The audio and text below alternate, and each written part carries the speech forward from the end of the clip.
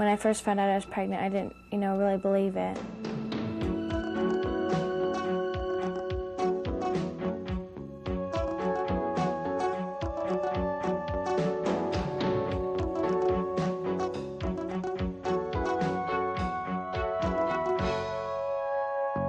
My parents had brought me up to say it's wrong, but they said wait till you're married and wait till you find the man you love, and then go ahead and, well, I love Sean, and so. I just told her that I wasn't taking responsibility for it, because this wasn't my kid. I wasn't taking responsibility for it and everything else like that, so I just left. And then finally I just kind of sat down and thought about it and said, well, this is my kid, and it has to be my responsibility, because when I was little, my dad used to leave all the time, leave us kids and everything else like that, and I never saw my dad at all. I haven't seen him in the last 7 years now, and I don't want my kid to grow up to be thinking his dad's the same way that my dad was. I wasn't married when I had my first child, and Jennifer has seen the consequences that we've all had to pay for that over the years, and I thought that, I thought it had been a good lesson for her, but apparently it wasn't a good enough lesson. I feel that when kids get 18 or 19 that they are old enough to have premarital sex, and I have no problem with that. If you love the person enough and everything else like that and you want to spend the rest of your life with them, I mean, that's your choice. But if you feel like you don't love the person enough and you're not going to be with this person, don't do it, because you're going to be in the same boat Jennifer and I are. When I go on maternity leave, some teachers at the school were not very acceptable to it, especially my economics teacher and one of the principals.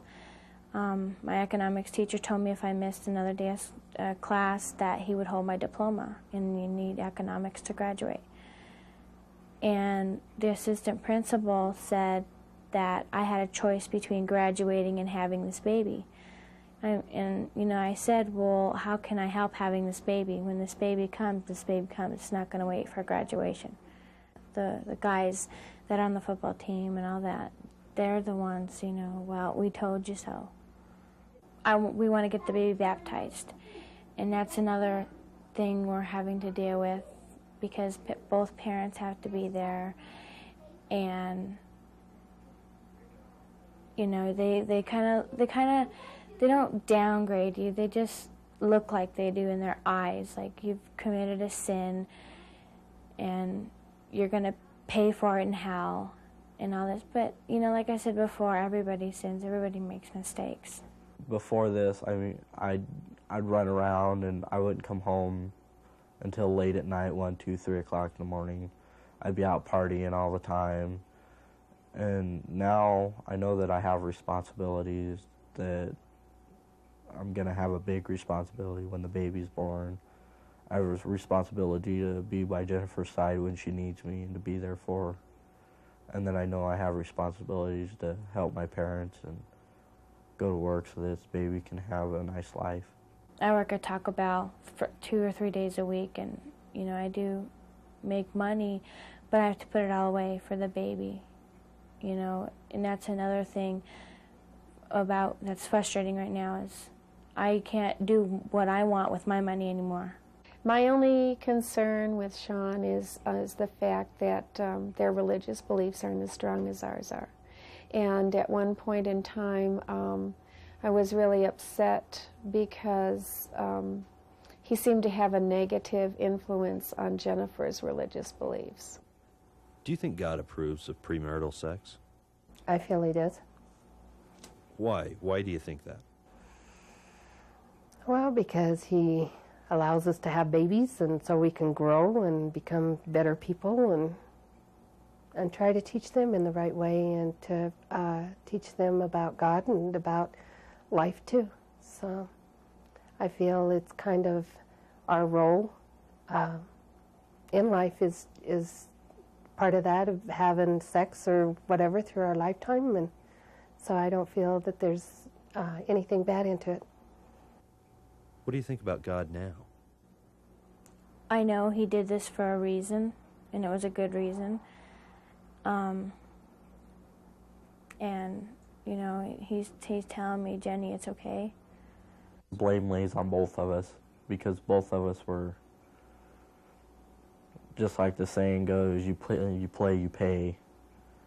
And so we played, and now we're paying for it. I don't think you can put the blame on anybody, any one particular thing. It's, if anything, it would be circumstances rather than people.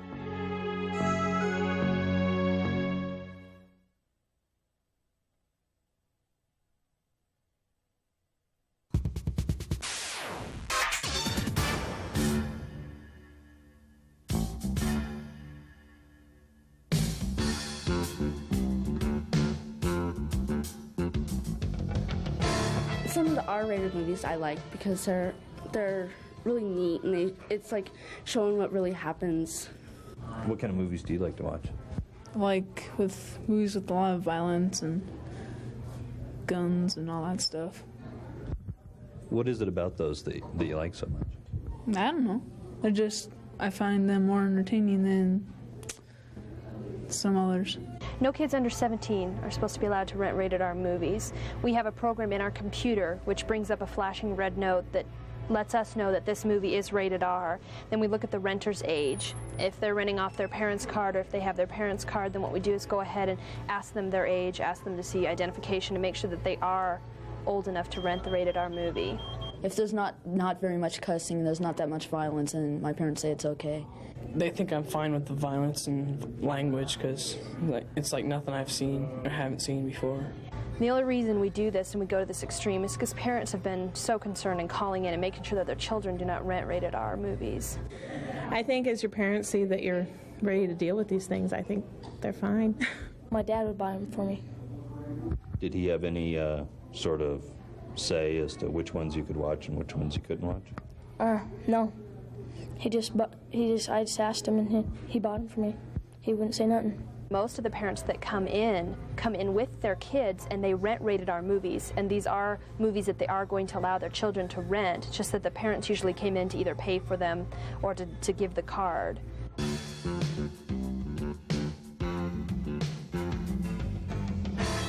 Beating the crap out of somebody's okay. Is what the movies usually say. I don't think so. I think you have to take things into reality. I mean, what's on TV is on TV, and you know, that's not. I don't think you should go out there and do that. You know, it's not real reality. I think people have a problem with carrying stuff too far. I think a lot of people see that violence, and they feel, oh, well, that's what the youth are doing now. It's getting these, you know, the gang members and that kind of thing, and I think that's wrong. People having their throats slit open, cut, raped, brutally murdered. We have a lot of gang films coming out now where a lot of drugs are being used, actually showing people shooting up and killing other people for drugs, and just that kind of violence is just increasing. I think a lot of guns, a lot of violence with shooting people and killing them, and the special effects is getting to where it looks real. It's pretty neat to watch, and the sound effects and all that stuff. A lot of them are funny. Not that necessarily blowing up people, but aside from it's just there's action, a lot of action in it. I'm not engrossed in the blood and guts thing, but there's a lot of action, and there's a lot of sometimes a lot of humor in it. Aside from that, but I don't feel the violence in it is anything big. They're bad and they're full of junk, and it makes your insides, like junky and stuff, and you start speaking that stuff, and it's not real good. The language is really bad. I don't like language. Bad language, most of the time you can block out. I find that really ironic when parents come in and they say, well, my kids hear that stuff all day at school, or they, see people being violent and beating up on each other, so that's okay for them to watch, but yet nudity isn't okay. I mean, if it's something too, I don't know, how do you say it, racy or something a little out of taste, then they'll watch it with me, and we'll laugh at it. I mean, it's like no sex scenes, Hot and Heavy, they're fine. because they know that I'm not that type of person. I think I have enough values, enough common sense, especially my religious background, that I don't think that I'm going to go get an Uzi and start shooting people. I mean, you can't just sit a kid down in front of a video screen and say, well, here, deal with this. I mean, I think if it's combined with, conversation, if your parents tell you about it, then I think it's not going to lead to anything. I think it's good to be aware of it as long as it goes with the conversation and, you have an understanding of it.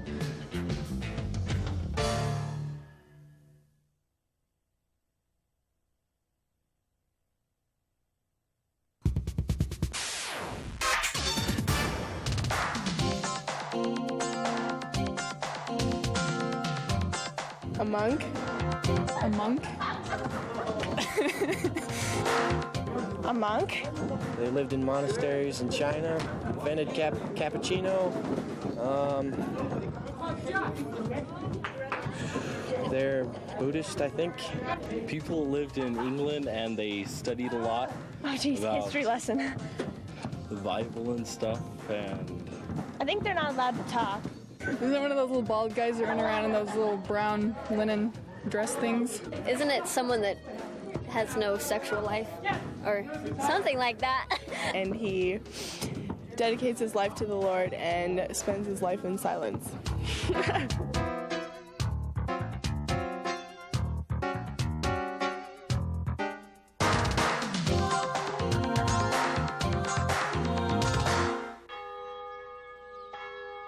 Monastic life is set up not as a refuge from the world, but monastic life in a monastery is a place where you can encounter the world with the supports of prayer, with the supports of a community, with the support of faith. The only criteria for accepting a man is whether they seek God. I'd hope to apply, of course, Christian principles in a community setting and just try to go for the best you can in the situation, And I looked at the monastery as a group of people with the same ideals that I had, and to come in and try to apply them every day. The descriptions of their life attracted me, so I came for that reason, really. When they come, they're a novice for a year, and during that time they're supposed to reflect and decide, is this really for me? And at the end of a year, they make vows for 3 years. They promise for 3 years to remain a monk, to give it at least that much time to make sure it's what's meant for them. And then they have to make a decision to make permanent vows for the rest of their life. We all are involved in a number of things, from cleaning the back porch of cigarette butts, which is one of my vocations here, to helping in the kitchen work and the more exalted tasks of teaching. We are allowed a certain amount per month. It's not much. We don't have to take it if we don't want it. How much is it? $30, I think, is what it currently is. And that's the maximum. If you really need something, you talk with superiors, and they will help you determine whether or not it's important enough to get. You can't just go out and buy anything you want to buy.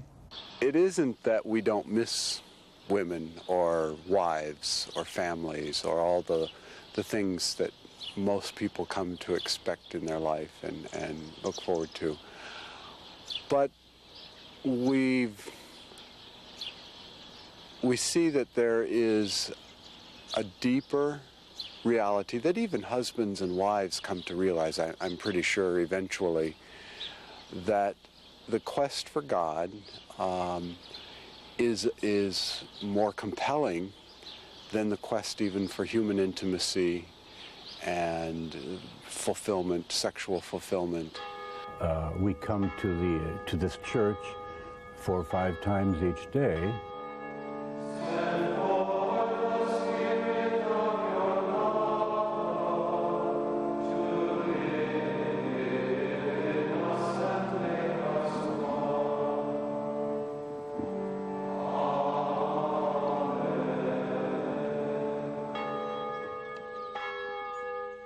I'd like them to know this is a very welcome, open, even normal place where people of all backgrounds and interests and difficulties and hopes could come and feel at home.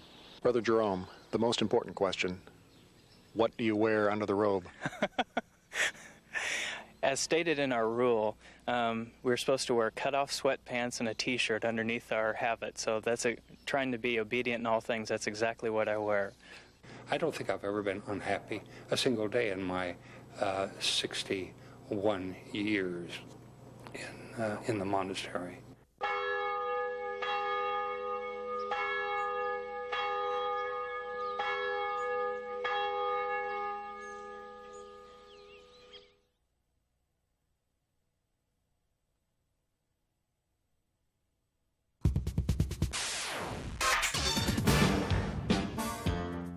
For me, gambling is defined as the following: any betting or wagering for self or other, whether for money or not, no matter how slight or insignificant.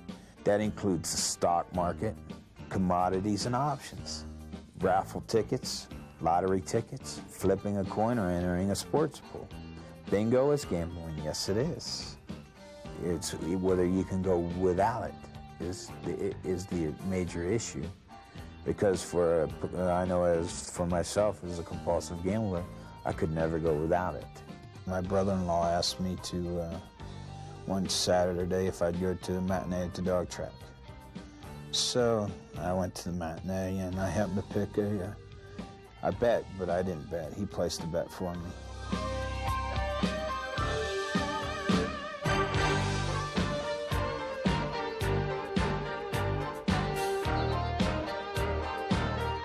I put $6 on and got back about $80 on a 99-to-1 shot.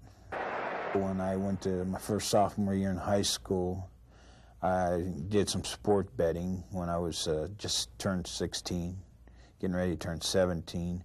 I did sport betting on the bowl games and on some football games. I progressed some more and went to the dog track again, started going out to the dog track. When I was going to college, I started going back to the dog track off and on, playing some one-place show bets, some quinellas.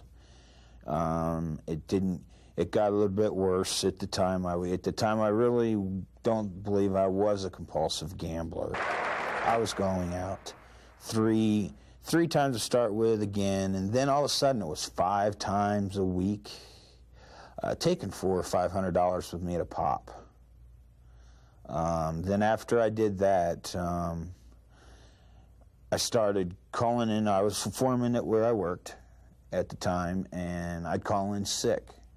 And I'd pay a doctor $25 to tell me that I was physically sick when I was sick, a little bit more mentally sick than I was physically sick. I'd make it up, the symptoms up, and he'd give me a 3-day excuse. And that'd be like about 10 in the morning, and 11 o'clock in the morning I'd be sitting at the parking lot at the dog track with a dog book waiting for the track to open for the matinee. It kind of basically controlled my life at the time. I had taken some guns from my father and hawked them from my gambling. That, you know, I wasn't hurting. I really was at the time. Now I look back, I wasn't hurting myself at the time. I was really hurting, taking it outside of myself and bringing other people into the illness that I have. I'd also not eat. The money I had wasn't for eating, wasn't for normal expenditures. It was gambling money. That's what money was for. And I started going out, and I'd hit every matinee. I'd go out 6 days a week to a dog track, and then all of a sudden I heard that there was a off-track horse parlor in Wyoming. And on Sunday, to get my action, I'd go up there and play the horses. I went out to my sister's house and stole some checks, forged some checks for gambling expenditures. At that time, my parents got a phone call saying that my sister got a call from the bank that I had been turned into the police. I had rented some VCRs and hocked them. And on January 28th of 1991, I was arrested at my house. And I spent 4.5 months in the county jail. I was sentenced to 3 years of community corrections, which is a halfway house. I was also sentenced to 4-year deferred sentence for the forgery. Gambling had a little bit to do with it, but I don't blame gambling for that. I understand now that it was my thinking and my actions is what got me there. The cops were only my escort service. Someone that went and did a line of cocaine, I could get it just as high off having money on a dog race as somebody, get that rush. And that was kind of the thrill. I wasn't there for the win or the loss. I was there for the excitement and the high of it. It's an emotional illness. And it's no different than drugs or alcohol in my eyes. Because when you gamble or you do those, you take your paycheck and you go blow your check. It's very similar. And I thank God today that I haven't gambled, and I pray to God every day because it's very important. God's my higher power, and He helps me. I have to do the footwork, but He leads me the way I need to go. When I was in the county jail, now through the recovery that I have, I blessed that time that I was in there because it was time that I got to know myself for who I was, and also where I learned to start to be able to forgive me. It was easy to give lip service to someone else and say, I forgive you. But to do it to yourself, it's a deep soul search.